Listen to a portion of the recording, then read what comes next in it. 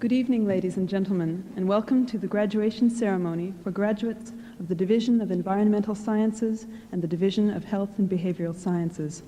In a few minutes, the graduation ceremony will commence. First, the procession of graduates will enter. Please remain seated while this happens. Next will follow the staff procession. You should continue to stay seated. After a brief break, the playing of the university fanfares will announce the entry of the dais party. I will signal to you by this action that you are to rise and remain standing until the dais party is seated. Please do not stand until I ask you to. Once again, the ceremony will commence shortly.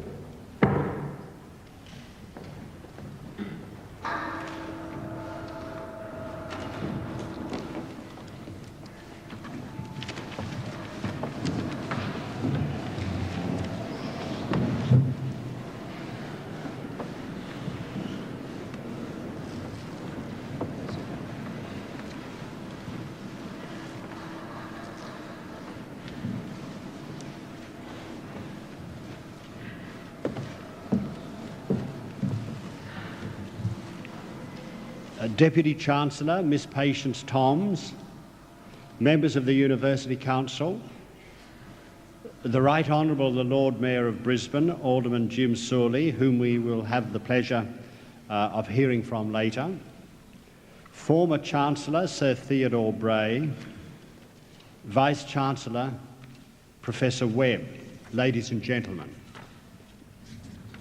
On behalf of Griffith University, I extend a warm welcome to everyone present. The university is accustomed to meet in appropriate public fashion for the purpose of conferring academic awards on its graduates.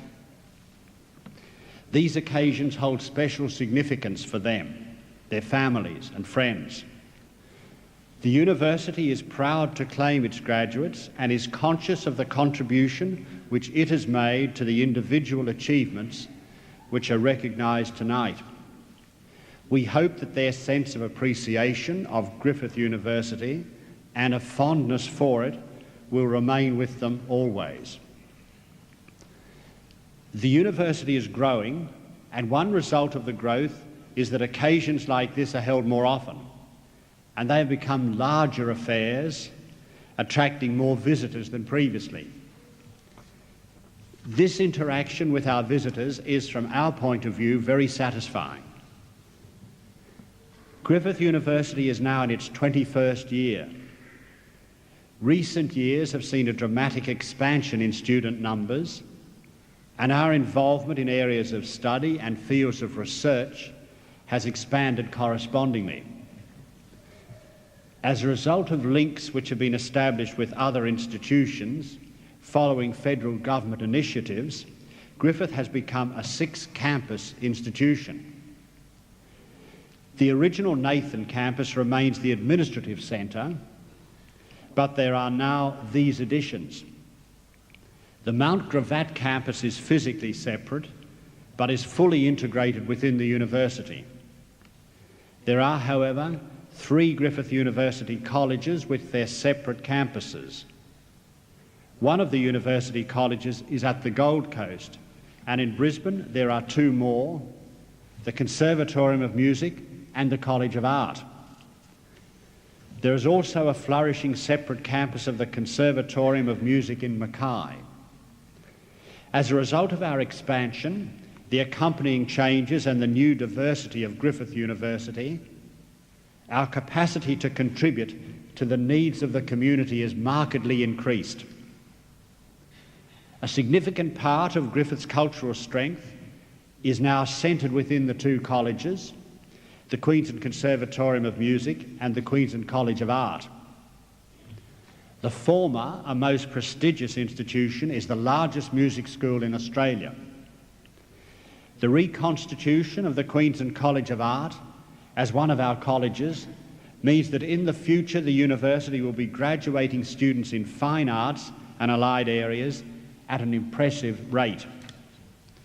Griffith's Gold Coast University College was the first of our colleges, and it links the university closely with the Gold Coast.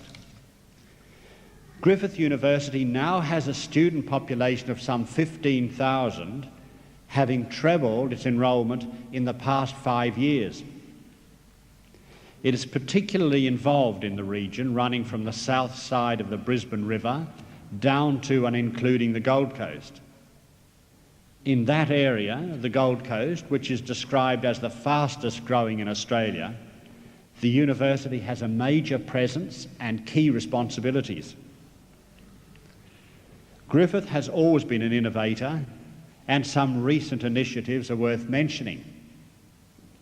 The university was quick to involve itself in the new area of justice administration, and it has made a valuable contribution to community needs by joining with the Queensland University of Technology to provide tertiary training for police recruits. The first body of police recruits in Queensland who have undertaken part of their organised training within a university recently graduated from the 2 institutions. Griffith's new School of Law commenced teaching this year. All of its programs are integrated with studies in other academic divisions of the university, so that graduates will emerge with double degree qualifications and possessed of expertise in law as well as in one or other chosen specialty, politics and public policy, environmental science, Japanese and international business.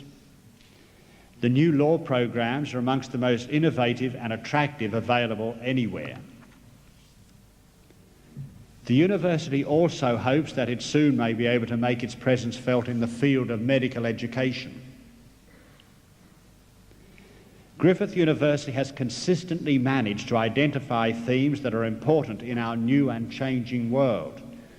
Perhaps no field of study exemplifies this more clearly than the environmental sciences. We constructed our curriculum in environmental science before many people in the community appreciated the need for it. But we didn't have long to wait for the recognition which was clearly called for. Our pioneering role in promoting those studies as a field of university-based endeavour has earned Griffith an international reputation. Achievements in the field of environmental sciences, with an application of scientific disciplines to environmental themes, have made the university an important source of graduates to meet community needs. In 1991, the Division of Environmental Sciences enrolled almost 900 students, but still about half of its very considerable budget was devoted to research and consultancy activities. The largest undergraduate program, the Bachelor of Science in Australian Environmental Studies, attracted 190 new students last year.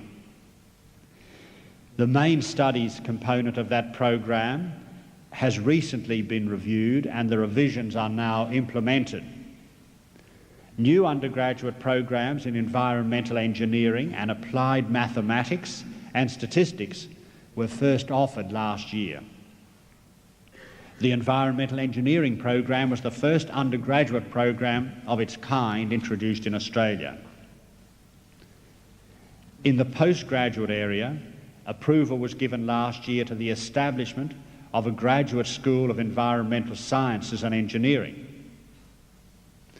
The school has a wide range of courses which have stimulated keen interest. Within the division, a number of new master's programs were also constructed. The division's research activities are wide-ranging. In 1991, a new waste management research unit was established following a grant from the Queensland Government. The Centre for Catchment and In-Stream Research and the Institute of Applied Environmental Research continue to be supported by consulting grants. The other division with which we are concerned this evening, that of Health and Behavioural Sciences, was established in the middle of 1989 with the object of developing programs in applied behavioural science and nursing. The division comprises 3 schools: the School of Applied Behavioural Science, the School of Nursing, and the School of Leisure Studies.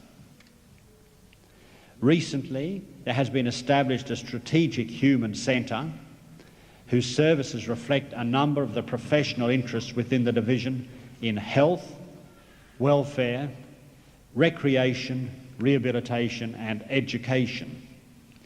The Leisure Research Unit in the School of Leisure Studies provides research services to organisations in the public and private sectors.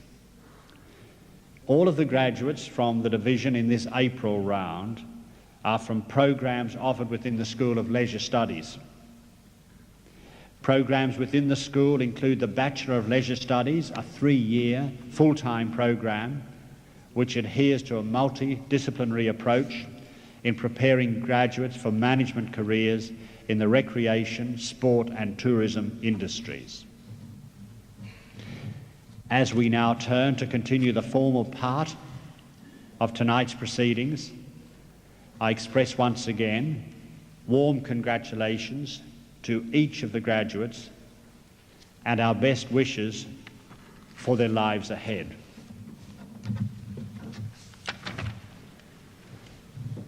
I now call on the Dean of the Division of Environmental Sciences to present the graduates from the Division of Environmental Sciences who have chosen to receive their awards at this ceremony.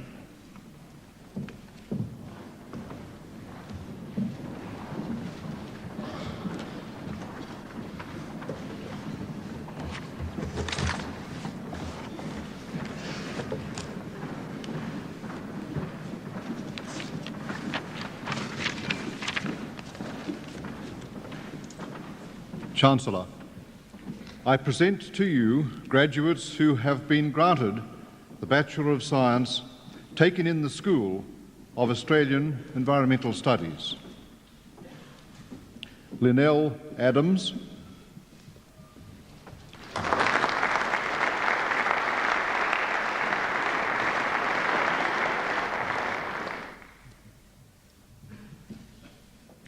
Jim Barker,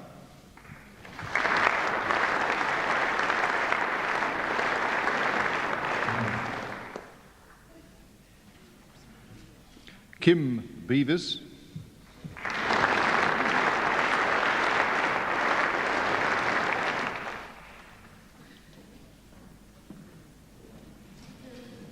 Don Bowden,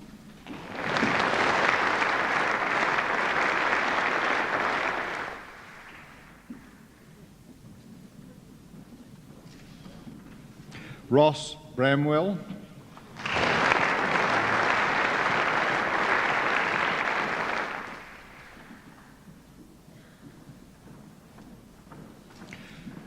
Barry Bricknell,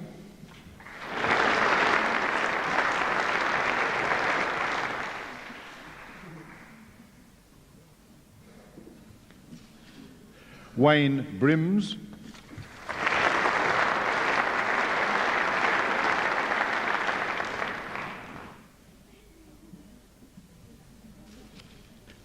James Bryant,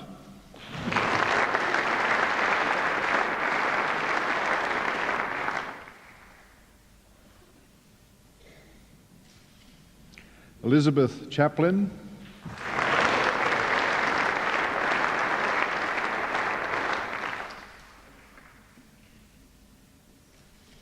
Catherine Clark,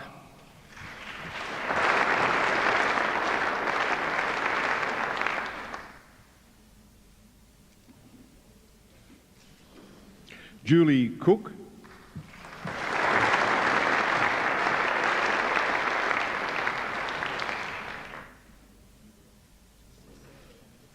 Cassie Cooper,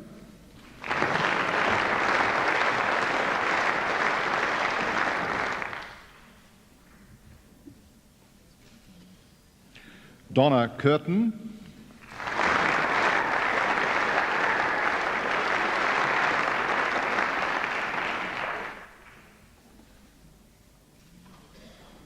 Michael Dale,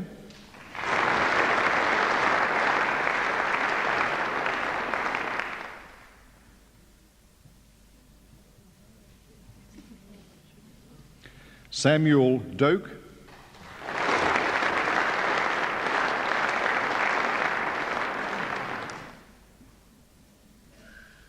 Libby Elliott,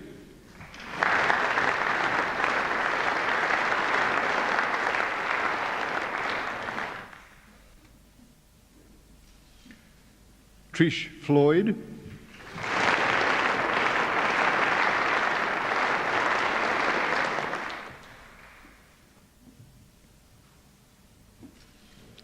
Hayden Foote,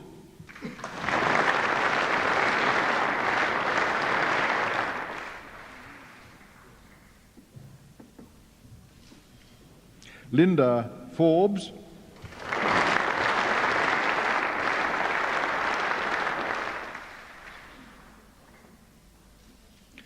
Morag Gilchrist,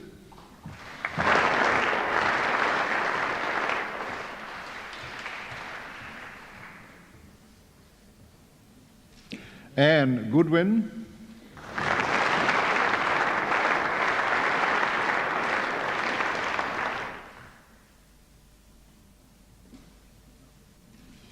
Patricia Gowdy,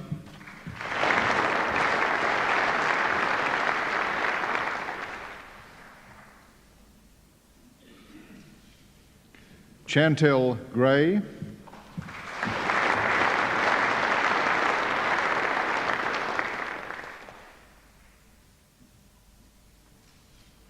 Matthew Griffiths,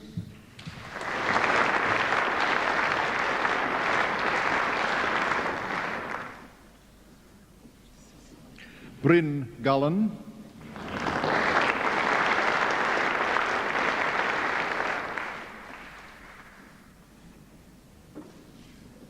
Meredith Hall,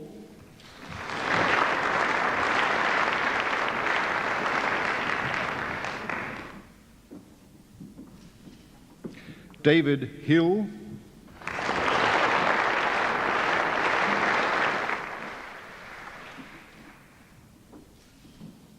Brendan Holly,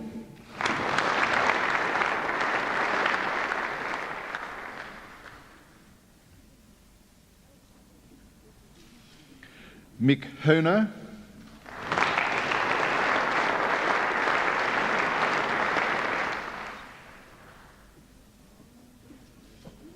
Sarah Hood,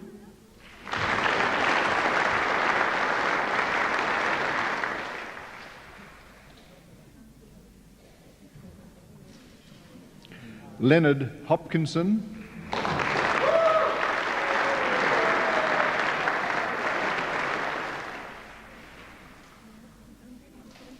Nicole Huddy,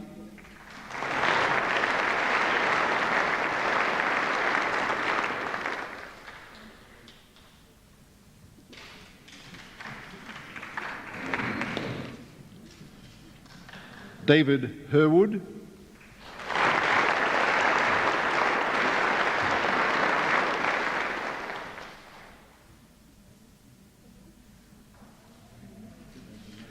Brooke Hinch,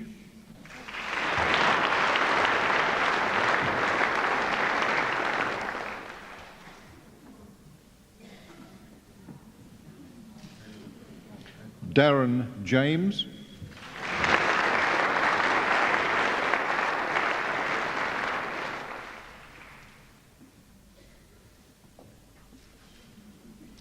Robert Jansen,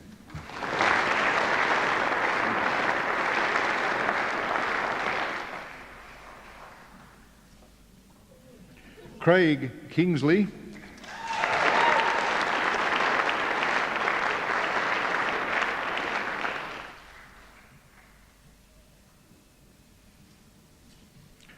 Jonathan Knight,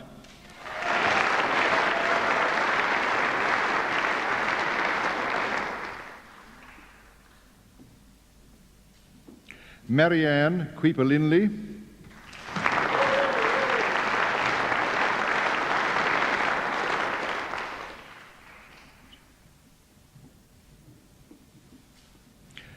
Rachel Lanham,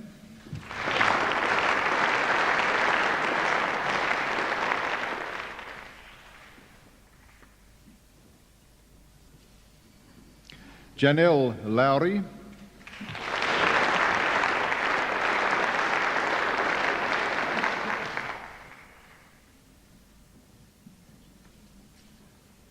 Michael Lozano,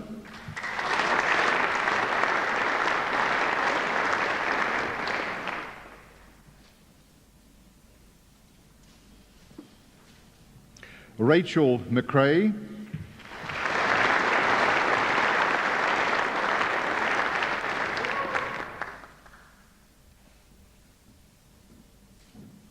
Margaret McBride,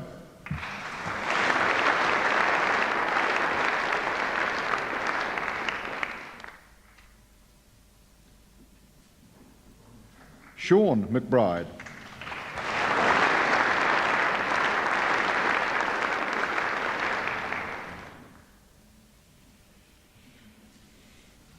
Philip McCulloch,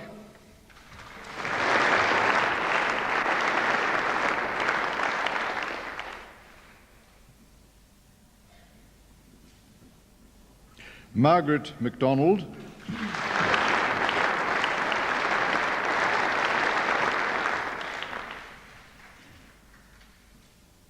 Stacey McLean,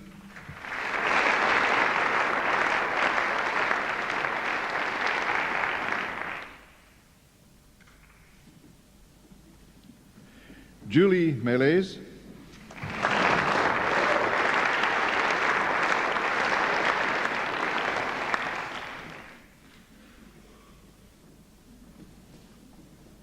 Andrew Nichols,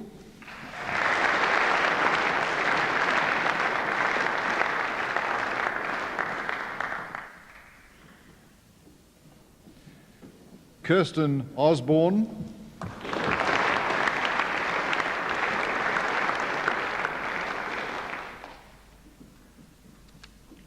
Kate Park,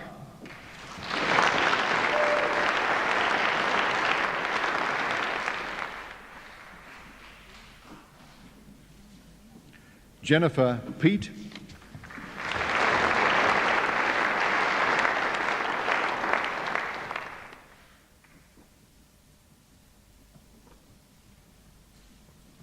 Vanessa Prove,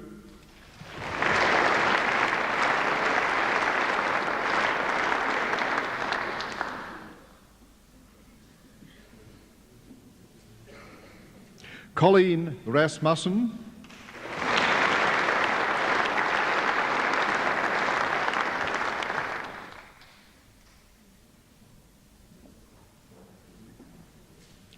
Linda Rhodes,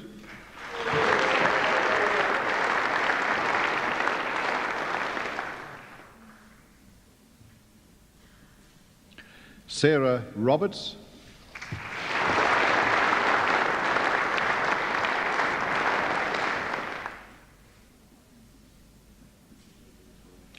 Paul Roth,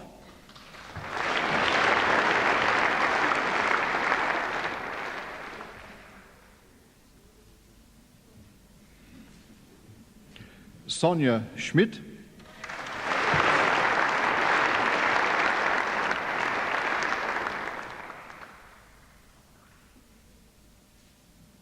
Trevor Cito,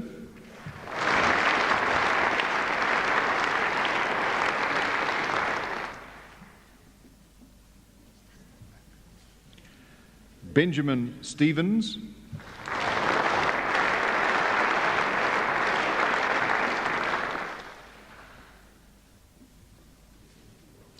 Stephen Storer,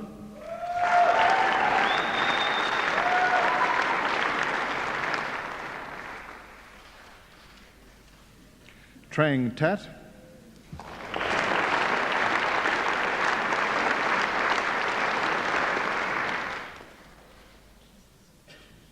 Tania Tebbit,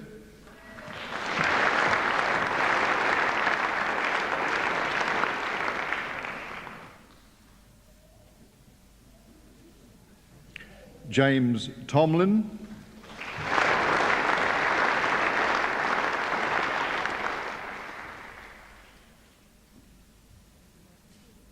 Lisa Wakeling,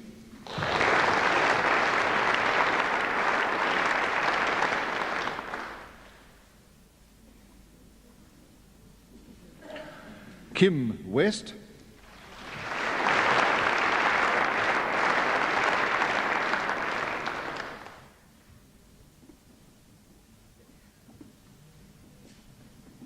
Murray Wiggins,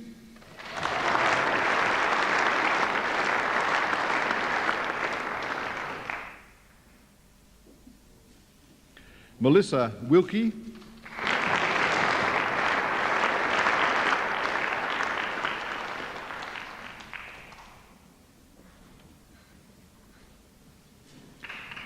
Kylie Williams,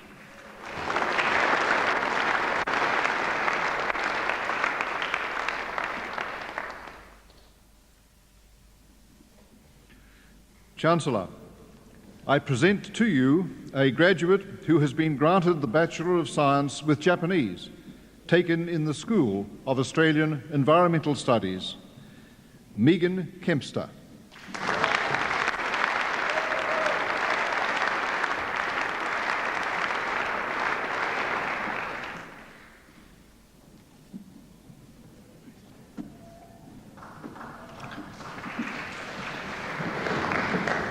Chancellor, the school medal may be awarded annually to the graduate from each school with the highest academic achievement in a bachelor's degree program.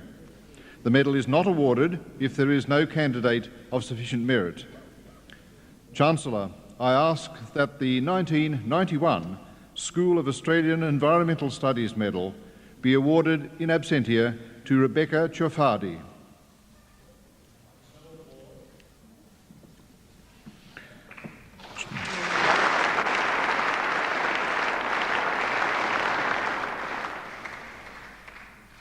Chancellor, I present to you graduates who have been granted the Bachelor of Science with first-class honours, taken in the Division of Environmental Sciences.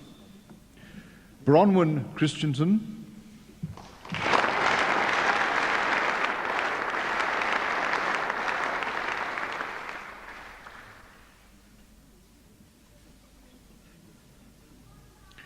Alan Hayter,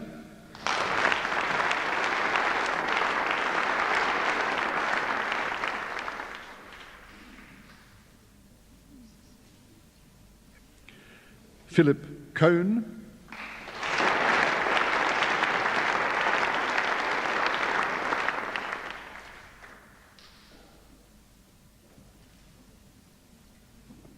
Matthew Redding,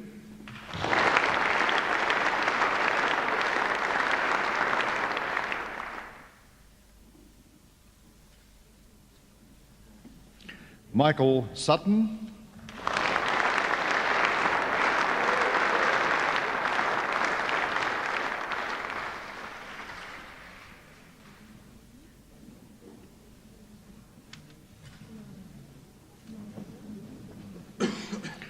Scott Weeks,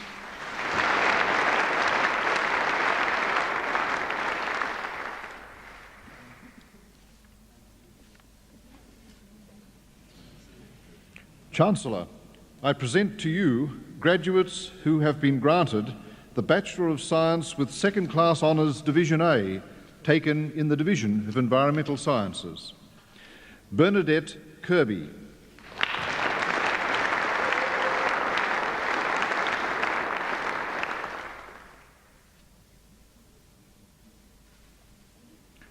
Angus McCracken,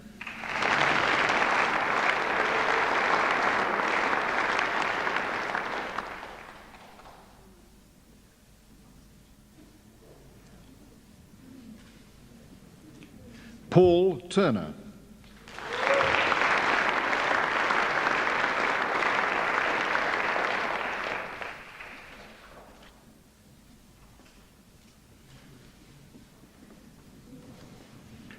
Chancellor, I present to you a graduate who has been granted the Master of Science, taken in the Division of Environmental Sciences.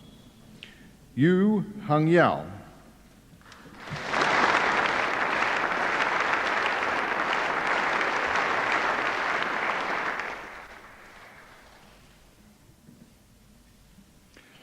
Chancellor, all the graduates of the coursework programs of the Division of Environmental Sciences who are present today have had their awards conferred upon them.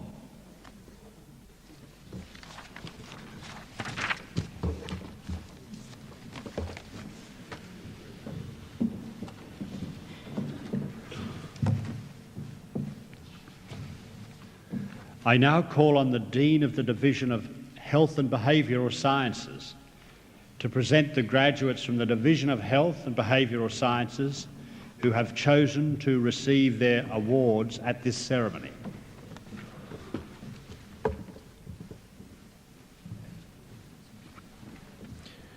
Chancellor, I present to you graduates who have been granted the Bachelor of Leisure Studies or the Bachelor of Arts in Recreation Management, taken in the School of Leisure Studies.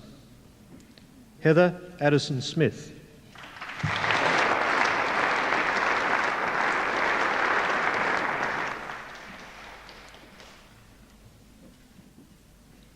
Sally Ann Armstrong.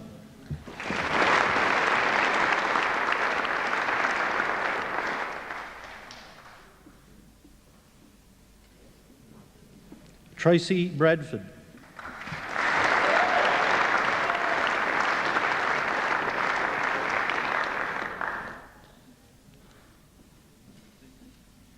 Sharon Bruce.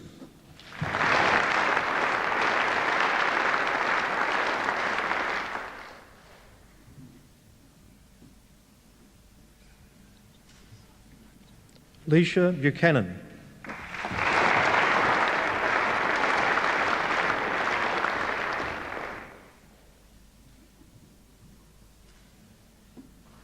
Fiona Chow.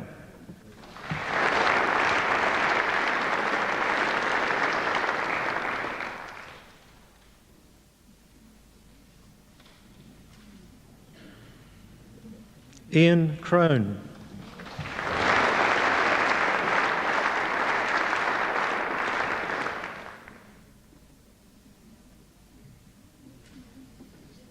Tracy Dynastis.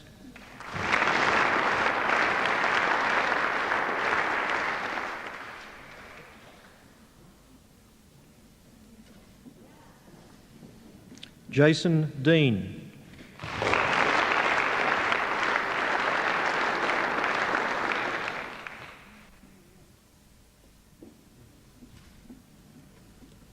Angela Dickinson.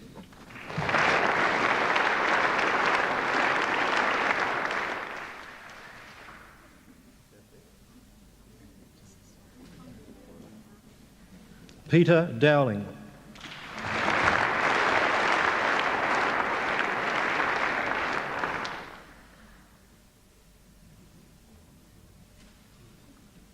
Roger Fulcher.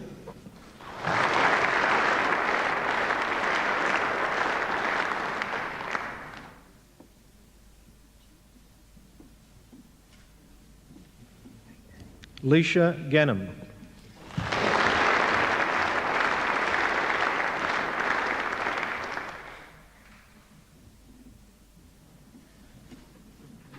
Stuart Harding.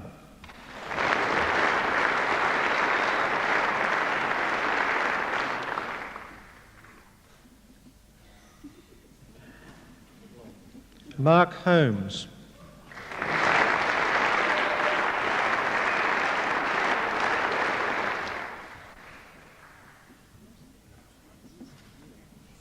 Elvira Innocenzi.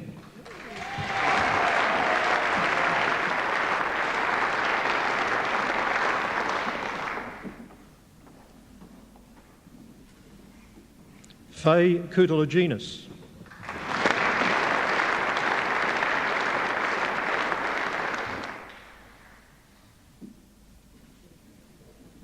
Chi Lee.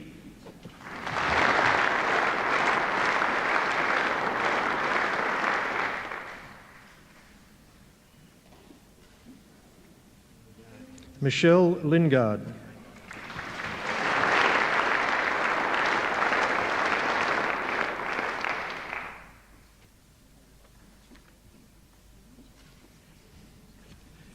Ian Lobley.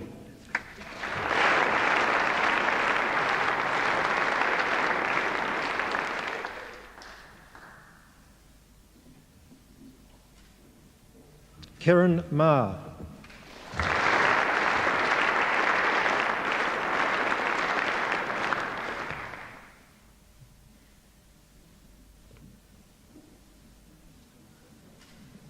Brenton Mayman.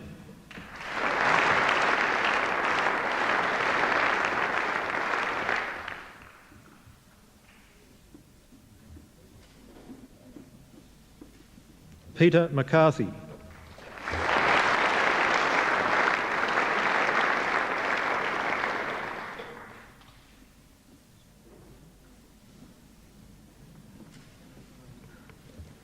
Scott Murray.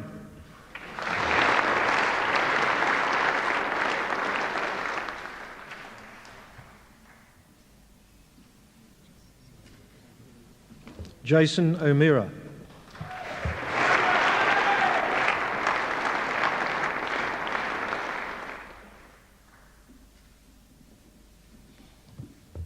John O'Sullivan.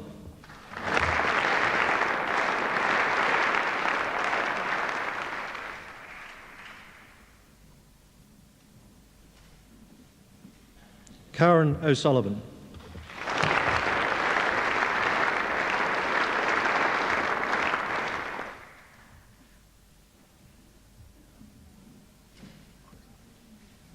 Shane Ostwald.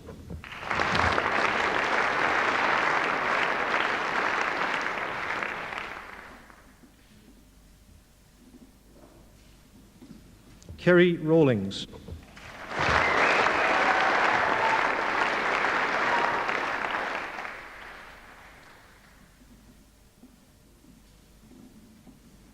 Anita Ray.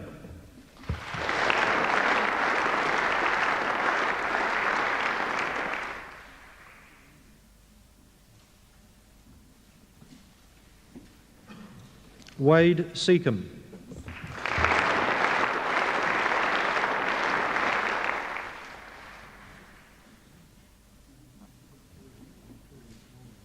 Victoria Shaw.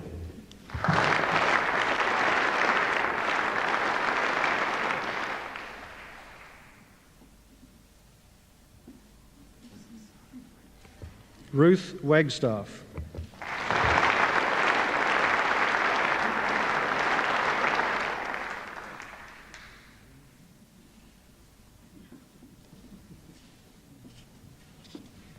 Sarah Waller.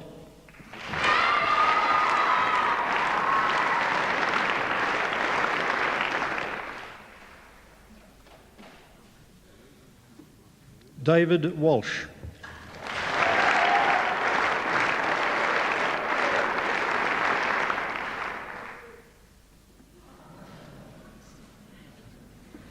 Kerry Westwood.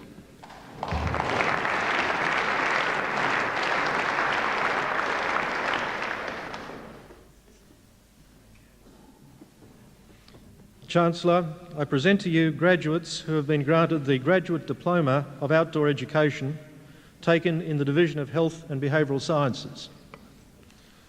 Karen Allen.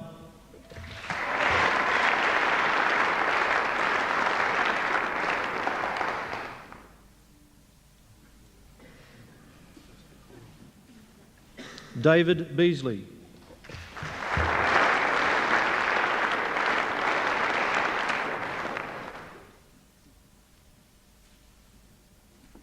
Therese Cramery.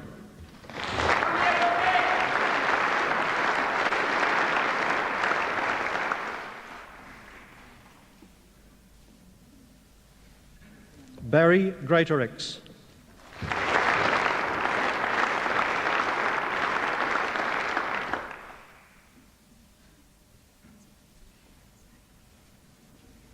Angela Gazelle.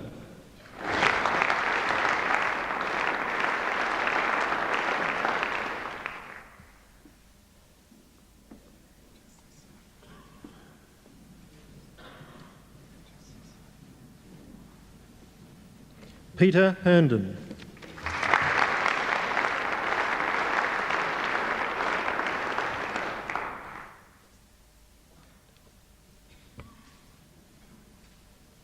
Tara Hudson.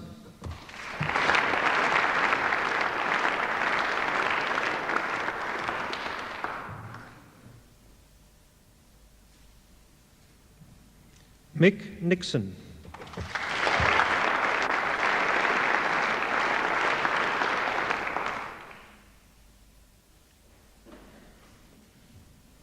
Mark Razzie.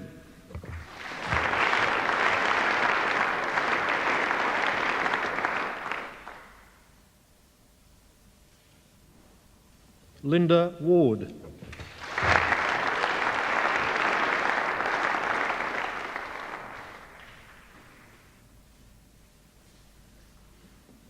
Chancellor, all the graduates of coursework programs of the Division of Health and Behavioural Sciences who are present today have had their awards conferred upon them.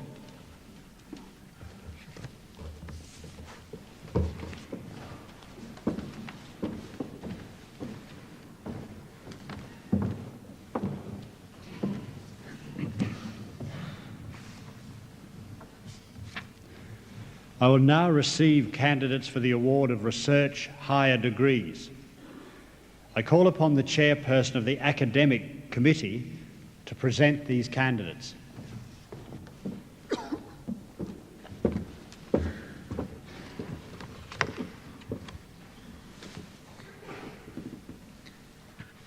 Mr. Chancellor, I present to you a graduate of the Division of Environmental Sciences who has satisfied the requirements for the degree of Master of Philosophy. Mr. Chancellor, I ask that Murray Charles Cullen be presented with the degree of Master of Philosophy.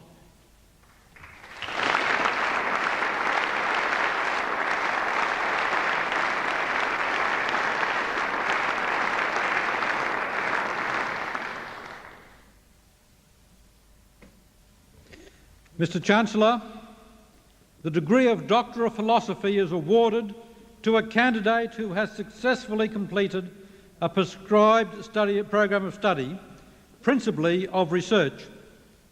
A thesis embodying the outcomes of that research is the principal basis of examination as to whether a candidate has satisfied the requirements for the degree.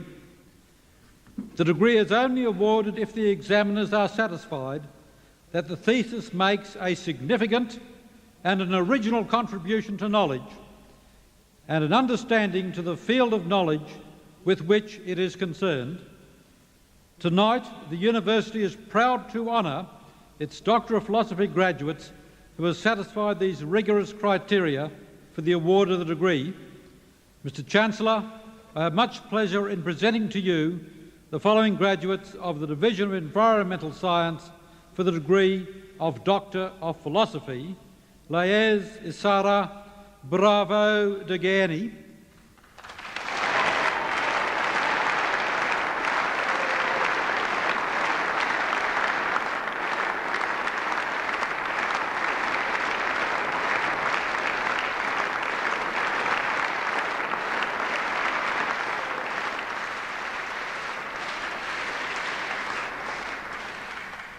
Kenneth James Jackson,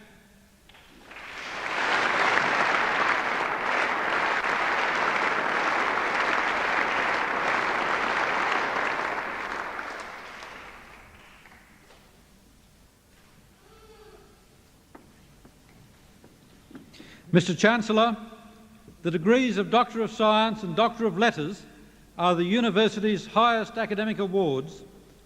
They are made in recognition of original and substantial contributions of distinguished merit in the academic field. Mr. Chancellor, there is a candidate who has satisfied the requirements for the award of the degree of Doctor of Science. The work presented by Associate Professor Desley William Connell, Master of Science and Doctor of Philosophy, for the degree Behaviour and Effects of Xenophobic Chemicals in the Aquatic Environment. The work represents over 20 years of intensive research, both in Australia and overseas, on the behaviour and the effects of chemicals in the environment. The work identifies a range of models and concepts developed to predict the distribution of chemicals in the environment, toxicity to the aquatic biota, the persistence in the soil, and the bioaccumulation by animals and other important behavioural patterns. The work was examined by several environmentally renowned scientists who were unanimous in recommending the award of the degree and have commended the work as being of distinguished merit, adding significantly to the knowledge and understanding of the impact of chemicals on the aquatic environment. The examiners have applauded Associate Professor Connell's international reputation as an expert whose results are used both for teaching purposes and by experts. Mr. Chancellor, I have much pleasure in presenting to you Desley William Connell for the degree of Doctor of Science.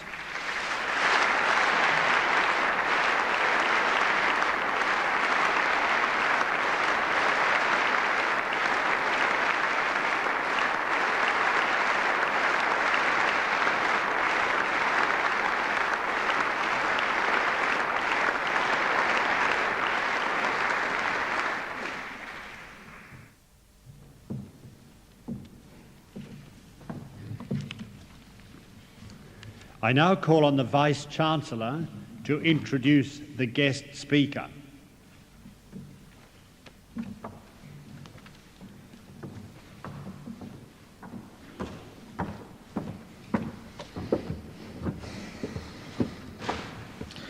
Chancellor, Alderman Jim Sooley, who recently celebrated the first anniversary of his election as Lord Mayor of Brisbane, was born in Murwillumbah in 1951 and educated at Woodlawn College in Lismore and the Tweed River High School.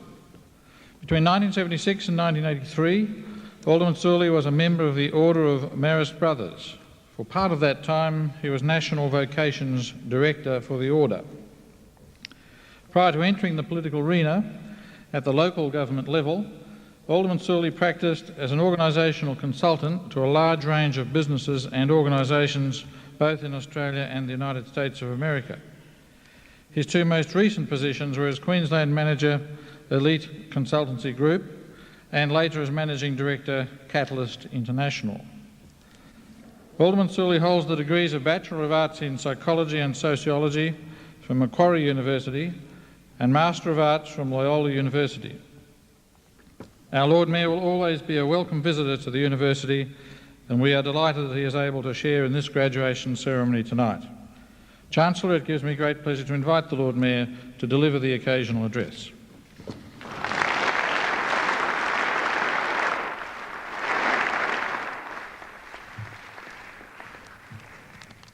Chancellor of the University, Chief Justice McCrossan and Mrs McCrossan, Professor Roy Webb and Mrs Heather Webb, Professor Roger Holmes, Professor George Carney, Mr Colin McAndrew, Griffith University Council members, graduates and ladies and gentlemen. Let me begin by saying if I could be at any graduation ceremony of this university, this would have been the one I would have chosen. For a very simple reason, that the two streams of study that we have celebrated today are, I believe, two of the most important streams of study for our country and for the world.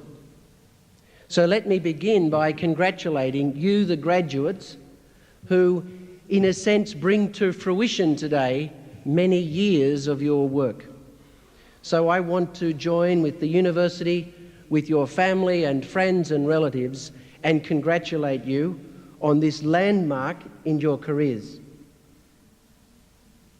I think it is also appropriate that we stop and reflect on the achievements of Griffith University and congratulate this university on its achievements in its rather short academic career. Environmental studies, and I believe Asian studies, would be two of the main streams of study that this university is recognised as leaders in terms of Australian universities. In its short term, this university has set a trend and a pattern and deserves to be congratulated. In terms of the environment and in terms of the future of this country accepting its role in Asia, Griffith University is at the forefront of change and education and development. And Griffith deserves to be congratulated for those two pathfinding activities, but most importantly, for taking a very practical approach to education and being a symbol of excellence. And so to the university, to the Council of the University, and to all those who are associated with it, on behalf of the citizens of Brisbane, a very special congratulations. I indicated that I couldn't think of two better fields of study to be here for, and let me comment briefly on why I said that. I believe the care and nurturance of our environment is one of the most critical factors facing Australian society and world society. No longer can man continue to treat the planet that we live on as a source of food, a source of energy that is basically here forever. We must begin to care and nurture the reality of our country and the reality of this planet. And in Australia, as we reflect on our short white history and our very long black history, we may be able to learn some lessons of care for the environment. And this university, and those of you who graduate today in environmental studies, there is a great challenge that is placed before you. We cannot continue to destroy and utilise the natural resources of our planet without some care and concern for the future.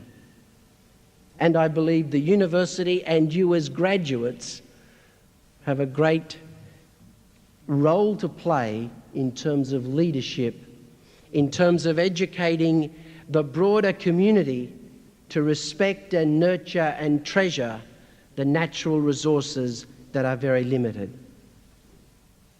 To those of you who are involved in health and behavioural sciences, as we face greater and greater degrees of computerisation, higher numbers of unemployment, those of us in the Western world need to learn how to use our leisure time that we will have greater amounts of as we move towards the change and turn of the century.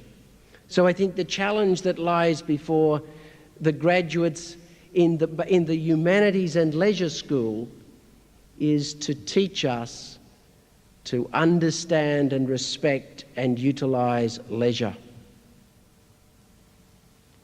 This is really the first graduation ceremony I have ever been at, so it was rather interesting for me. When I graduated from Macquarie University in Sydney, in fact I was out of Sydney at graduation time, so I was not able to participate in a graduation ceremony. And when I was in America and graduated with a master's degree in organisational development, I was very lucky because the day I finished that course I began work in America.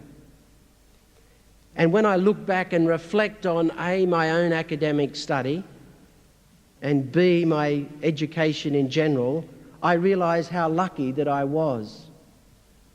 And those of us who are older, I think, need to appreciate the reality that when I graduated, it was not a question of what would I do or would I get a job. It was a question of which job would I take. And as I look at you as young graduates, in many respects the cream of Brisbane and the cream of Queensland society, I look with you with some anguish. How many of you have a job? How many of you will have a long-term job? No matter how good you are, no matter how dedicated you are, no matter how committed you are, the reality is that in our society today, there are not enough jobs for you. And I believe there is a challenge in that reality to me as a politician, to this community as parents and friends, as employers, and to an academic community. Something is wrong. There is some imbalance in our society, and the only way that we can begin to deal with that imbalance and ensure that when you do work hard at university and you graduate, our society recognises that you have a contribution to make.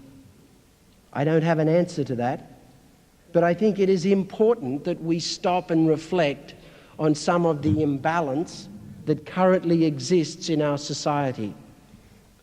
And so what I would really like to say to you tonight is this. Academic study of itself is not a guarantee of success. I've been very fortunate to have the opportunity to do extensive study. When I look back on my life, 3 years of philosophy, 3 years of theology, 3 years of psychology, and basically 18 months of organisational development, many people would say that I am overeducated, and some days I probably agree. But an education of itself does not guarantee success. And so if I could say anything to you tonight, it would be, what is the distinction between education and success? When I look back to my Catholic boarding school days and realise that the young man who was dux of the class from year 1 in high school to our last year, and dropped out of university in his first term and has never made anything of his life. When I think of the guy who was a pretty good mate of mine, we were probably halfway down the class. I might have been halfway down. He was further down. He got into teachers' college, managed to struggle through teachers' college, and said, I don't want to teach, I'm going to go and drive a truck. And drive a truck he did. He's now a multi-millionaire and is basically retired, and he's 40. So there is some distinction to be made between academic intellectual study, which is really very important for us, and success. And throughout my life, I've been very lucky to come in contact with and deal with a lot of successful people. What are the characteristics? I'd like to share with you, I guess, what I believe through dealing with successful people, some of the characteristics of success. And tonight, many of you are on a springboard to success. You now have a foundation, a grounding, an intellectual framework, a discipline that will enable you to move on. What are some of the characteristics of success? I'll share them with you. They're my own personal contribution. If they make some sense, fine. If not, forget I was here. I think the first characteristic of successful people is that they have a high level of self-awareness. They understand their own motivation. They understand what reinforces them and helps them get out of bed day after day, early in the morning, to keep going. They understand what causes stress, and they're aware of stress in their body. Because when we are stressed, we basically close down. And we don't hear clearly. We don't see clearly. We don't even feel clearly. And if we are to be successful, we must understand when our bodies are actually closing down, because communication begins to cease. They understand and are committed to themselves. In other words, they have a high level of self-esteem. So if someone says to you, you are no good, how did you fail to achieve what I asked you to do in the workplace? It's not taken personally. Their ability to believe in themselves, their ability to know that they are good people with an insight and a contribution will continue. And I assure you, in the work environment every day, someone will attack your self-esteem if you allow them. When the little lady rings me up and says the bus was late or the bus didn't pick me up, you are to blame. It's very easy to think I failed. And that happens in every job, in every life situation. So I think that, I believe, is the first characteristic of successful people. A high level of self-awareness and an understanding of what actually motivates and drives yourself. The second, and I believe this is equally as important, as you move out of a university into the workplace, as you move on to the higher level of study, you become skillful at communication. That you can listen to what the other person didn't say. That you really make sure you build understanding. That you minimize confusion. Communication between people is really very complex and difficult. We do it continuously, but there is often misunderstanding. Successful people have the ability to, in a sense, get inside the other and understand what they are really saying.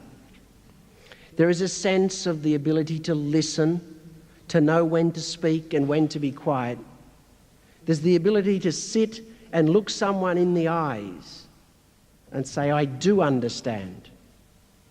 And there is the ability to be honest and consistent, saying one thing here and something different over there, is a surefire formula for failure. I think the third characteristic of successful people is there is an analytical ability. You can think on your feet, you can evaluate while interacting, to come with a prescribed set stance in life so that no matter what happens, no matter what is said to you, is a sure way for failure. We need to be able to analyse and move on every day, in every encounter, in all circumstances, especially in the workplace. The fourth characteristic of successful people, I believe, is they have an ability to show empathy. They really can understand what someone else is feeling, not what they are saying, not what they are thinking, but what they feel. I spent 4 years of my life in the recruitment industry, recruiting senior executives around Australia.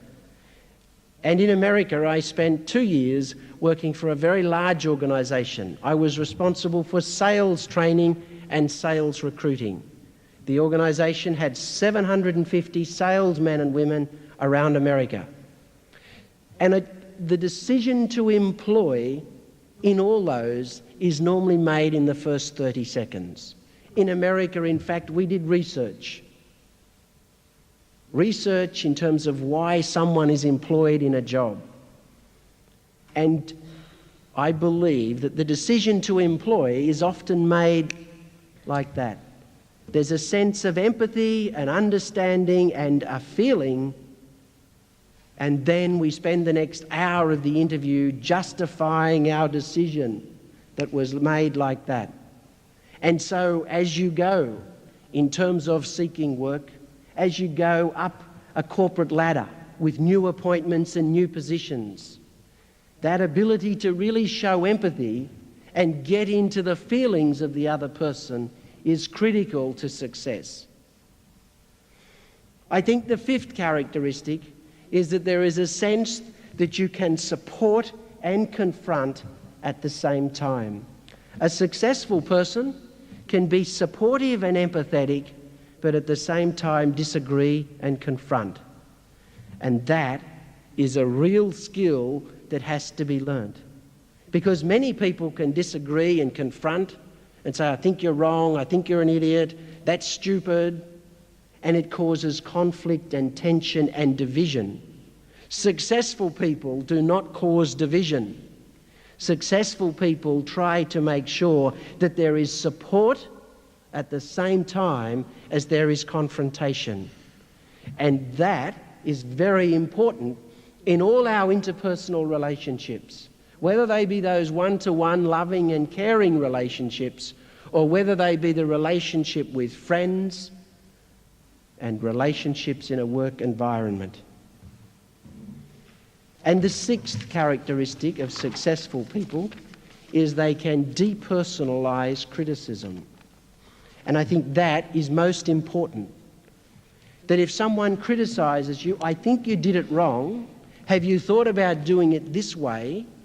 Why did you do it that way? That is wrong. How many times must I tell you? We don't necessarily take it personally.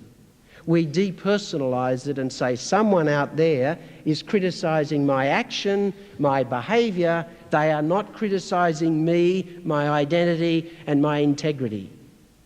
That is a very important attribute for success. And the last attribute that I would like to talk about is this. I think successful people can operationalize.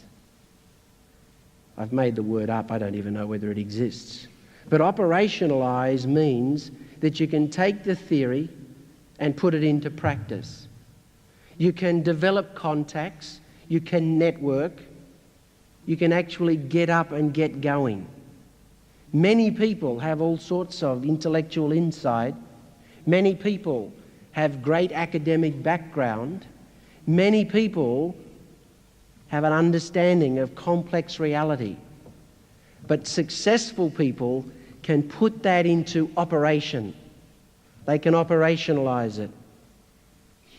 So in the environment, you will make those contacts and networks to make sure that what you are really committed to begins to happen. To conclude, I would simply like to say this. I wish you success. Remember, success differs for all of us. Each of us will define success in different ways. For me, in the 41 years of my life, my definition of success has changed. And I believe it will continue to change. But what is important is that we have the ability to set those goals and move forward towards them. And for me, that is what success really means. What is it in life that I want to achieve? What principles and strategies do I need to put into place to be successful? In other words, to achieve my goals. It may be to be a millionaire. It may be to be happily married and live in a hippie community at Nimbin. It may be to do any mass of things that you would like to think of. But as graduates of this university, I wish you success. And success is in your own hands. You have the ability to be as successful as you wish to be. If we have the ability to set our own vision, not be deterred by negative comment, criticism, stereotyping, how could you do that? You have no chance. If we create the picture and do not deviate, each one of you who have graduated today will be successful. I think the challenge that lies before each of us and before our society is to empower our young people to be successful. And our society has in fact taken away from many young people the power to be successful. Good luck. There's a marvellous world out there that is very diverse, very exciting, and we never know where the paths will lead us. Enjoy every minute of it, but make sure that you empower yourselves to be successful.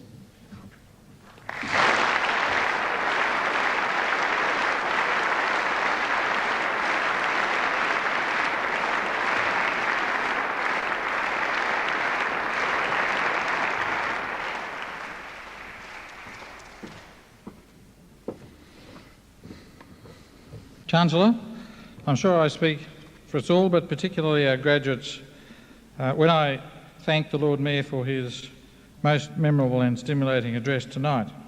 It is delightful for us to know that we have provided the occasion for the Lord Mayor's first graduation ceremony, and I'm sure it won't be the last here in Brisbane and in other places.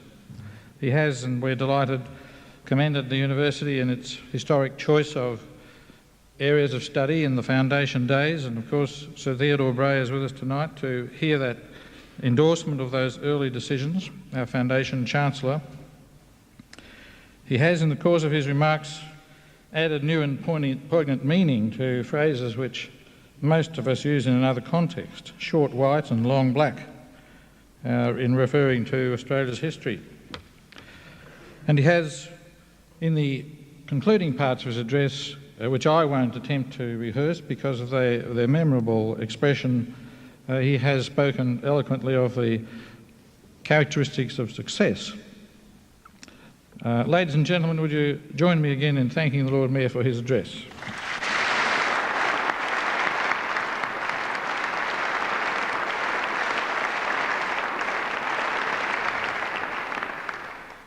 In adding my congratulations to those already expressed to our graduates for their fine achievements and wishing them well, may I also commend to them the importance of staying in touch with Griffith and in particular joining the Alumni Association. Thank you very much.